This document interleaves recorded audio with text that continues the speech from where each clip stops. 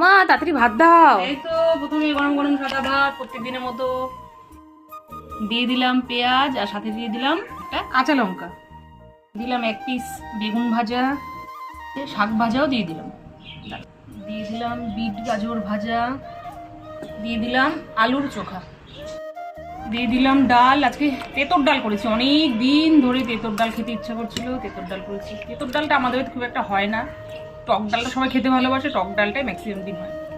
সাথে দিয়ে দিলাম কই মাছের কালিয়া, কই মাছ এনেছিল, মাখা মাখা করে কালিয়া করেছি আজকে।